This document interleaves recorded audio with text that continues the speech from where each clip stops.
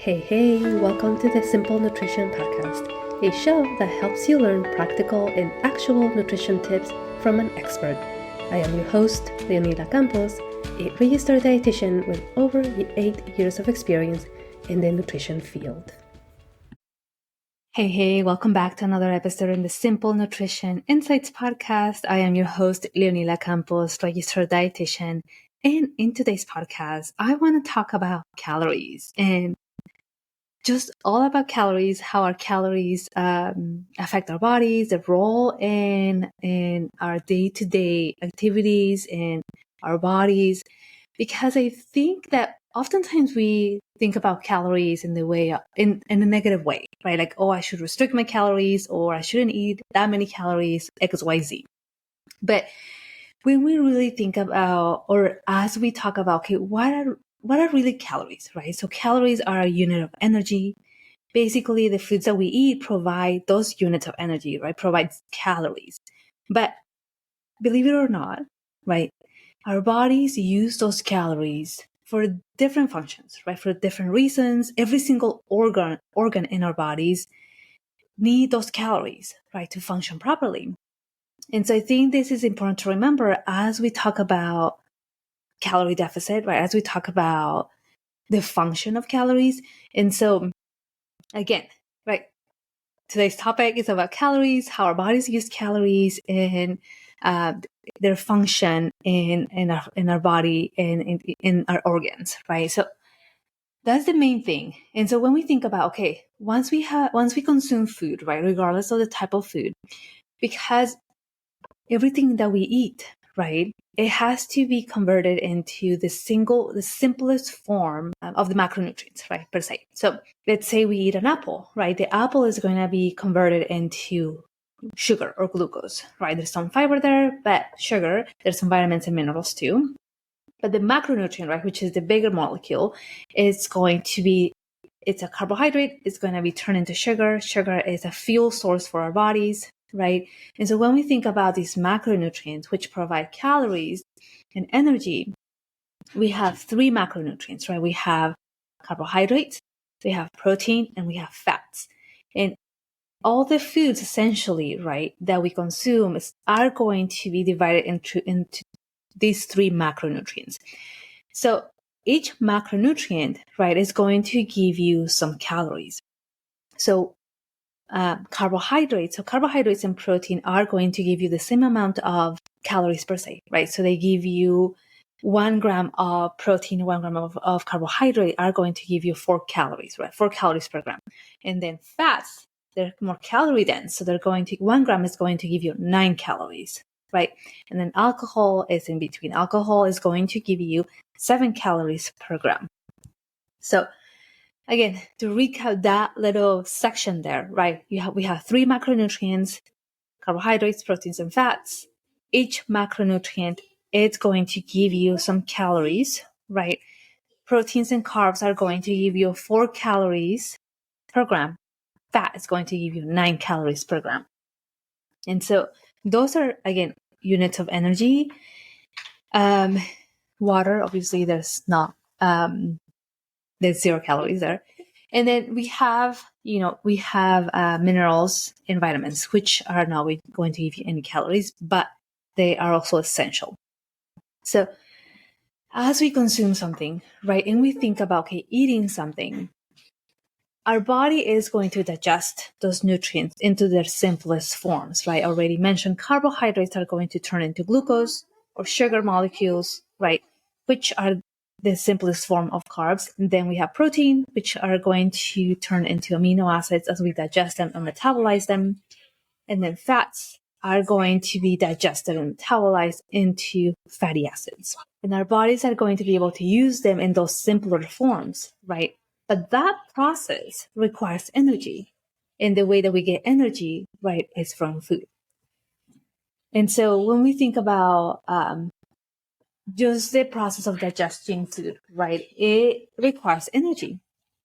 So as I was doing this research, and I am going to link this article for you to have, our organs require massive amounts of energy. It is just so amazing, as I was really looking into these. And I was looking at how much energy our organs use, right? Or are part of that. And I'm going to introduce this new term for you, which is called our basal metabolic rate, right? And that is basically the rate at which our bodies use food or food energy to sustain life and to do different activities, walking, or if it's resting, right, just our rest. So this basal metabolic rate, right, is mostly coming from our organs, right? Basically, our body doing what it needs to do to keep us alive. And so, to give you an example, right, there are two organs that account for the higher percentage of our basal metabolic rate, and that is your liver and your spleen. Meaning that when you eat the energy from those foods are used mostly by these two organs, right? 20% of our basal metabolic rate are used for the liver and the spleen, basically to do those jobs, right, that they need to do. Liver, detoxify and store glycogen and use that for to produce glucose if we need it to send it into our systems. Again, I talked about detoxification, fat-soluble vitamins, and metabolizing and synthesizing lipids, cholesterol, right, triglycerides. But the liver has a huge role, right, in our system and in our day-to-day. And so it makes sense that 27% of our basal metabolic rate is, taken by the liver and the spleen. The next one down is your brain. 20% of your basal metabolic rate is used by our brains. Now, I'm going to let you think about this for a moment, right? Our liver and our brain use the most percentage for all of our basal metabolic rate.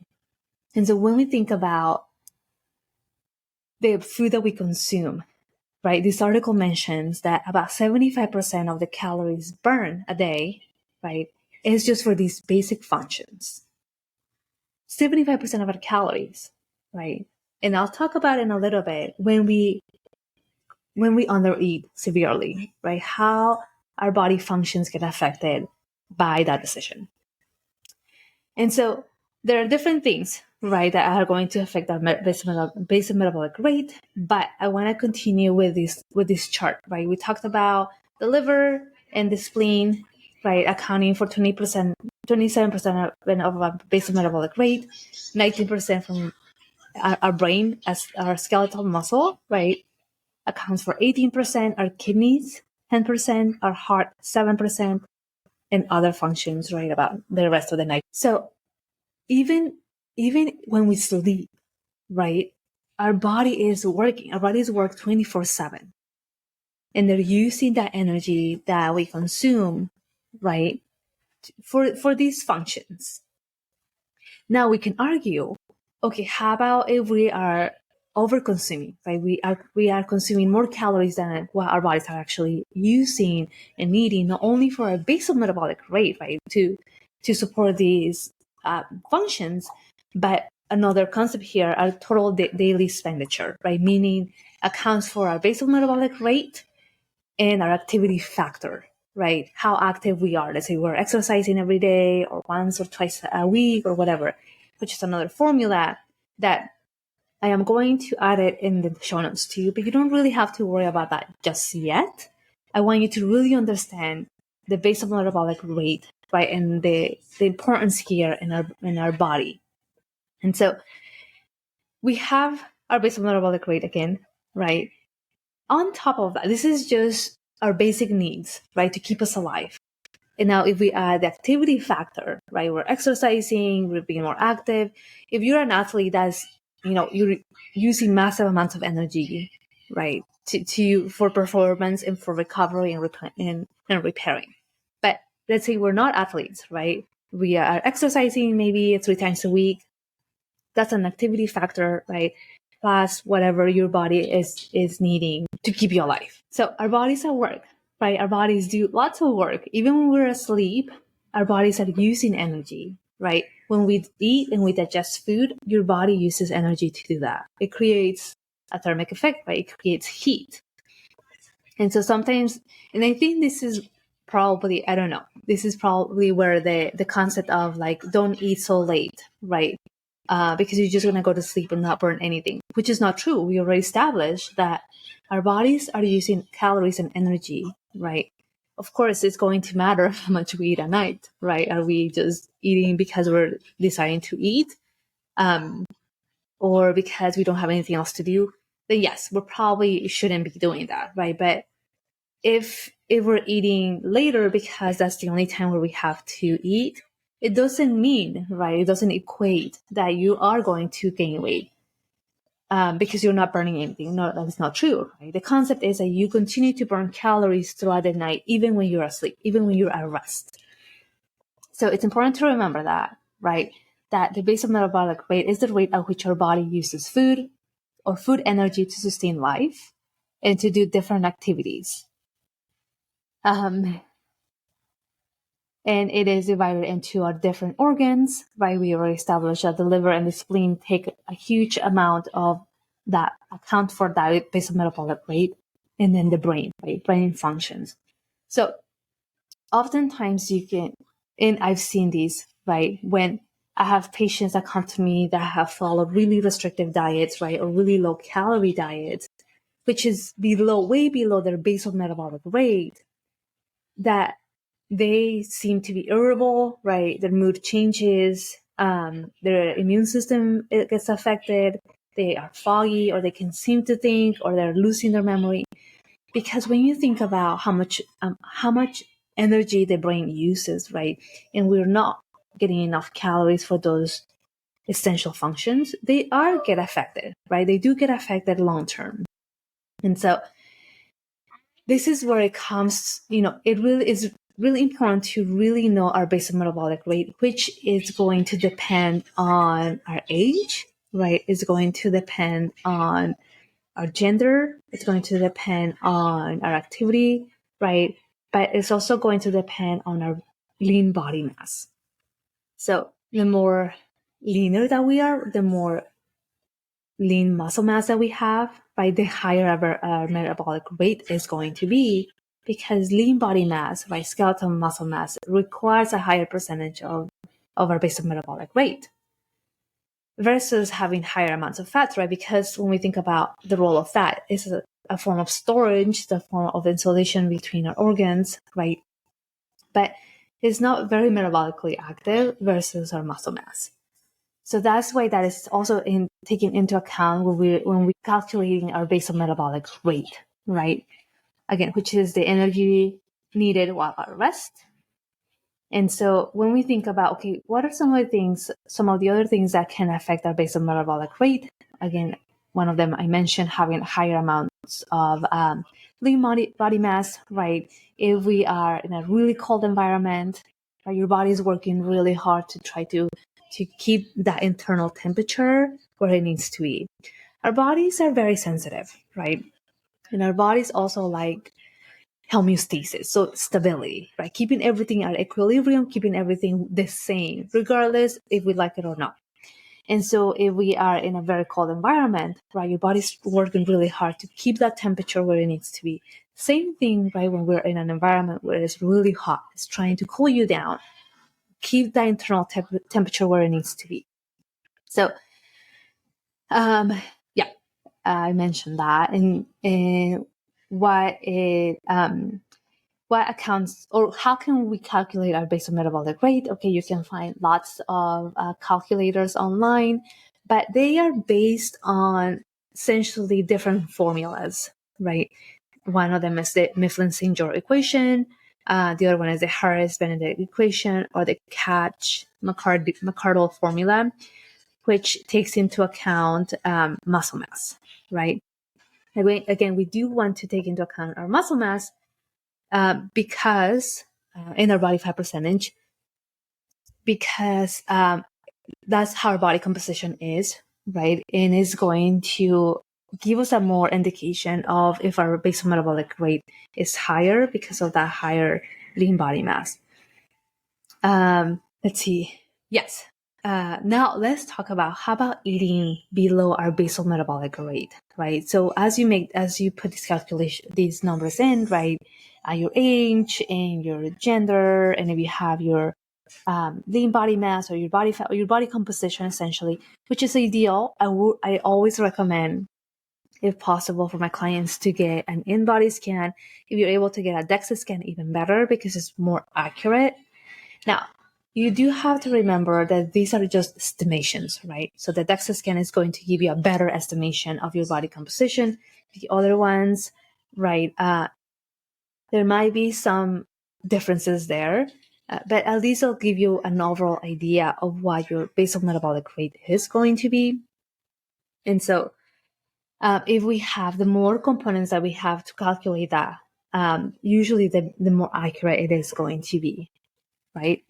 And so I usually ask my clients to have a body scan, right? So we can see what the muscle is, right? That composition, what our body fat percentage is. And then we do that, right? Ideally every month, every 6 weeks, as another data point, because we already know that the scale is not always giving you the full picture, right? And I think this is really important to remember, right? Because if you're wanting to lose weight, right, but you're also doing strength training and adding muscle mass, most likely the number on the scale is not always going to go down, right? Because you're building muscle mass. And so this is where the body scan is going to give you more of that information, right? Like, oh, you're losing body fat, but you're also increasing your muscle mass, which is helping you to increase your basal metabolic rate, right? The amount of calories that your body is using to sustain life, which is what we want. And so if we just take the number on the scale, you're going to be very frustrated, especially as women, right? Because we go to the scale to tell us how well we're doing, even though we're doing amazing, right? Even though we're making behavioral changes, which are the harder things to do.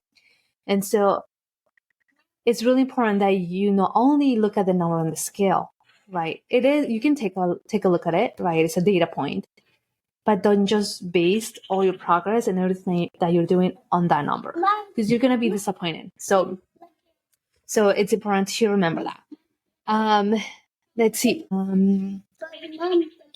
Resting metabolic rate. Okay, perfect. And then once you find your basal metabolic rate, right, which is again the rate that your body, the energy that your body needs to keep you alive, then there's something called total daily energy expenditure, right, which is the amount of calories, the amount of energy that you use, that you burn, right, on a daily basis, depending on your activity level. There's something called activity factors, right? And so you would really want to be honest here in the sense, like, you don't want to overestimate your total daily expenditure, right? Because that means that you could be overeating, right? You could be adding extra calories. So find your basal metabolic rate. That's the amount of calories that your body needs to keep you alive. Ideally, you don't never want to go under that number, right? Because that means that you're eating less for what your body needs to survive, right?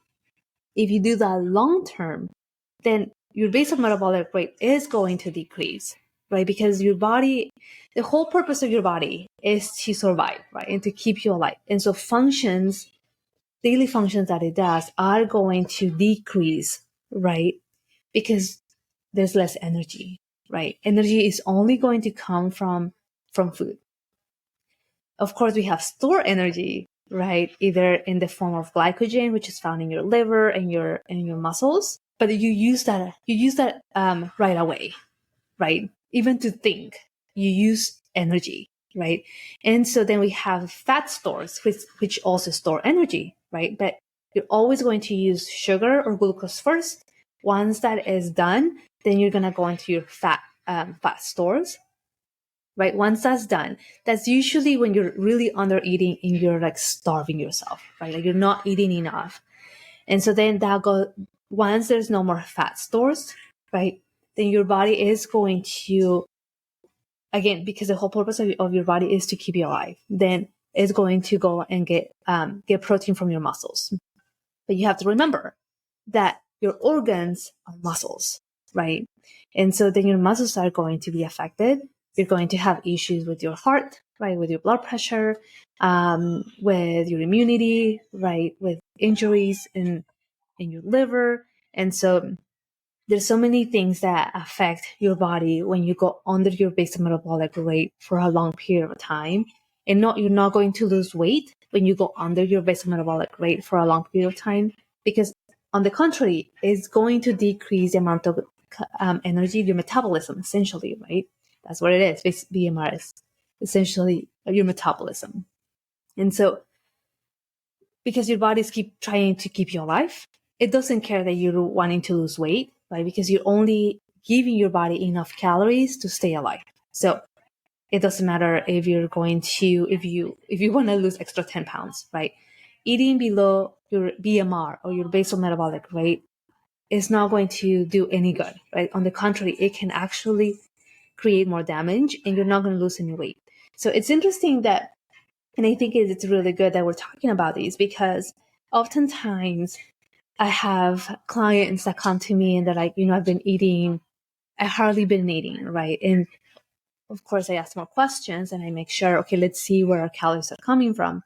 And if we truly are not eating enough, right?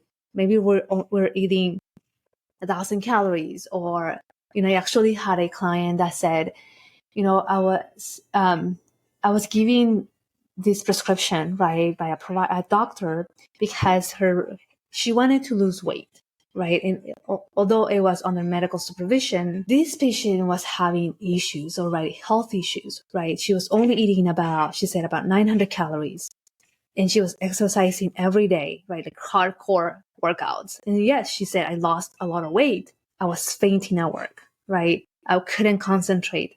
I was sick all the time. I was shaky. Now, you cannot ignore the signs that your body's giving you, right? Like, hey, you're not feeding me enough. I can't do these daily things that I have to do with only this amount of calories yet, right?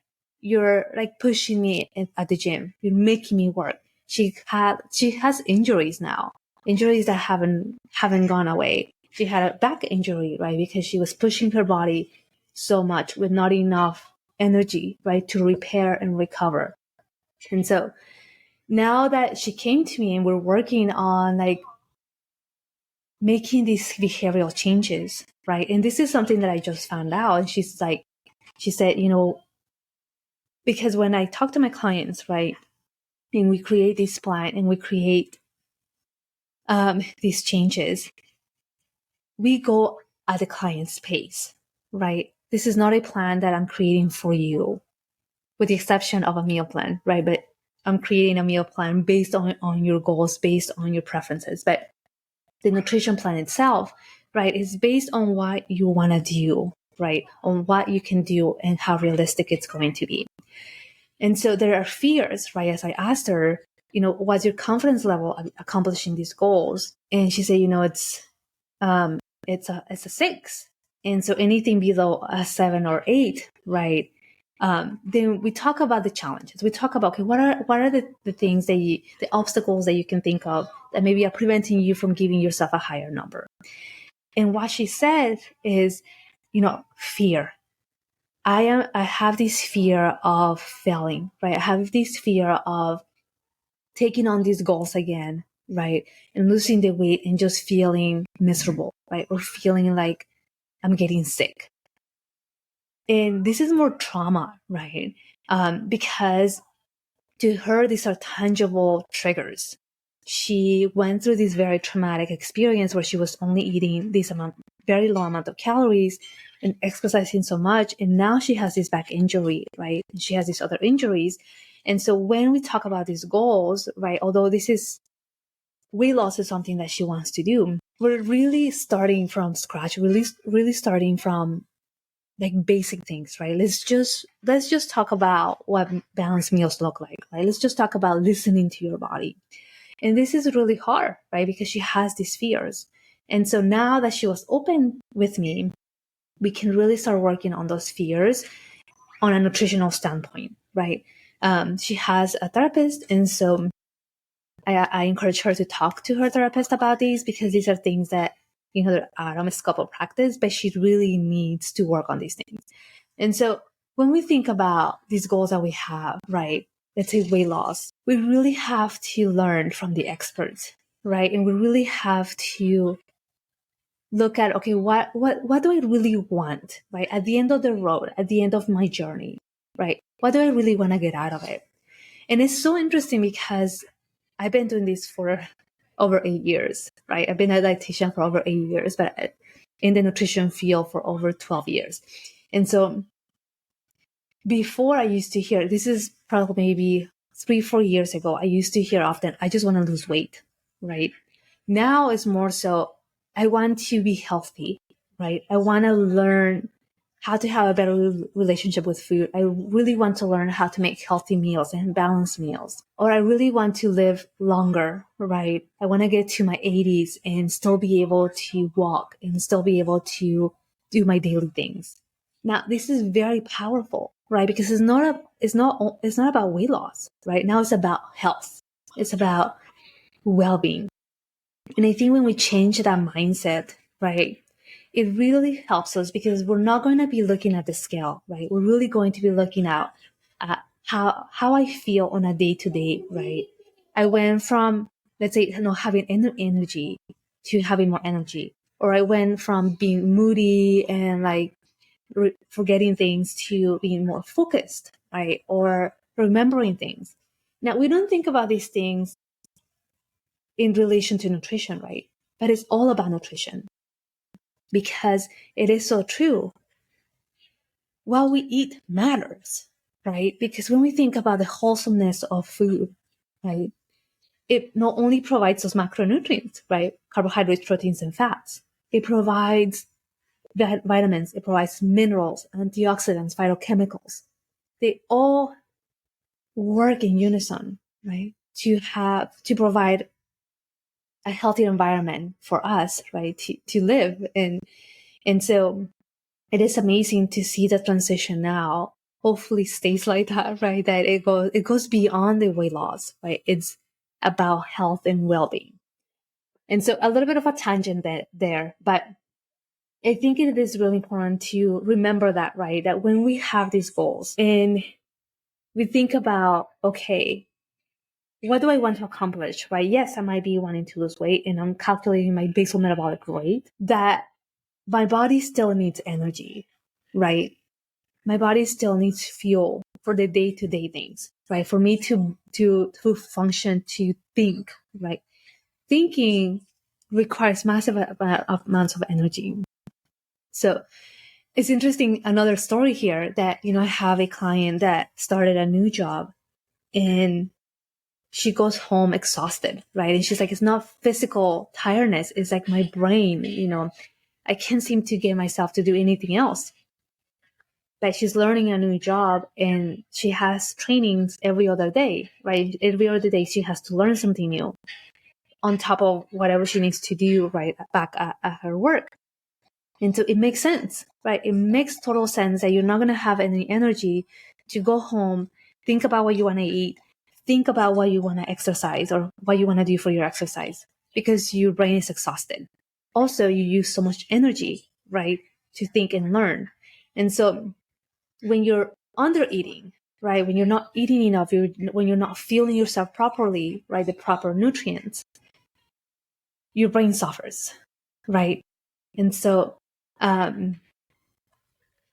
it's important to think about food in different ways, right? Not only about how it looks, right? Not only about looking at, oh, it gives me calories, but how it functions in our bodies, right? The role in our brains, the role in our liver, in our kidneys, in our heart. Because essentially, right, that's what it comes down to. Once we eat something, right, what is the purpose? How is this food going to help my body, right? I think it's very powerful when we think about that food in that way, right? If I eat something sugary, how is that going to help my body, right? What is the role of it in my body? And so not in a form of punishment, right? And really helping us to understand that food plays a huge role in how our bodies function. So, basal metabolic rate, right? The amount of calories or energy that our bodies use for our day-to-day things, for our organs, for sleeping, for recovering, repairing. And then we have total daily expenditure, right? The amount of calories that are needed. So basal metabolic rate plus activity factor, right? When we are more physically active. And I can get into like really counting calories, right? Really knowing where your calories are coming from. But I think I've done a couple episodes on that already. So I'm not going to spend so much time. I am going to mention something though, that in order for you to know how many calories you are consuming, you have to track, right? You really have to understand where your calories are coming from if you want to have an understanding and awareness of where those calories are coming from. I'm going to give you another story here. I had a client, right, that she mentioned. We were following a meal plan that I created for her, right? And the first 4 weeks, she saw results. And then, she has kids, and so things, got in between. And then as we were talking, right, trying to figure out, okay, what is it, like, what happened? It hasn't been 6 months, right? There's another definition here, another term called metabolic adaptation, right? When we do something for a long period of time, our bodies become adapted, right, to what we do. And so we have more of this homeostasis again. In terms of weight loss, that usually happens around 6 months, 6 to 12 months. And I did an episode with Dr. Landry on that. So you can go back to and listen to it. So metabolic adaptation, right? So I was thinking it can be, right, that we're at this metabolic adaptation because it's only been about a month. And so as we keep talking, right, and she's like, yes, I really need to remember not to eat the leftovers that my kids leave on their plates. And I was like, oh my goodness, that's where the extra calories are coming from, right? Because even if we think, oh, it's only 2 chicken nuggets, or it's only half or a quarter of a sandwich, right? Or a little bit of that, whatever. But if we do that, right, on a consistent basis, the calories are going to add up. And so she agreed, right? She came up with this idea. She agreed, like, you know what? I am just going to throw it away. It's okay, right? And not eat them. Once she was able to do that, then she started to see progress again. So, but if we're not aware of it, right? If we're not aware where our calories are coming from, then how are we going to know what to do, right? The same thing where like maybe we're really under eating. Like, how are we going to know if we're under eating if in our minds we think that we're eating enough? That's another important thing to remember. And so having some knowledge, having awareness of the things that we do are going to give us the opportunity to create a change and create a plan, an actionable plan, right? So, yes, it's important to do that. And then, and that can help you with your progress. So I think that is it for now, my friend. Again, I'm going to link in the show notes the articles that I found to do this episode, right? Essentially the basal metabolic rate article, where what composes your metabolism, right? Your basal metabolic rate, which again, most of your basal metabolic rate is going to be it's going to be used by your liver and your spleen, then your brain, and then these other organs too. And then you can find the amount of calories that you need, right, by using the formula total daily energy expenditure and taking into account your activity factor. Again, don't overestimate your activity factor, right? If you're active only once or twice, right, use that number that it gives you for activity factor. If possible, try to see if you can get a body scan, right? If you have where you live, they have a DEXA scan, or a place where you can use a DEXA scan is even better. But you can use these other ones that will give you kind of an estimation of it. And then don't do just one, right? if possible, as you're making changes. If nothing changes, right, then there's really not a point to do another one because nothing has changed. But if you are, strength training, doing strength training, you're trying to build more muscle mass, lean mass, then it's a good idea to check that. But also for the purpose of not just using the scale as a way to measure your progress. And that is it, my friend. So let me know what you think. Let me know if this was helpful. Thank you so much for your time. Stay safe and stay strong. And I will see you and talk to you in another episode. Bye-bye for now. This podcast, the links and resources provided are for the purpose to educate only and are not a replacement for medical advice or nutrition therapy. I suggest you seek out the help of a trained professional to help you with your specific situation and needs.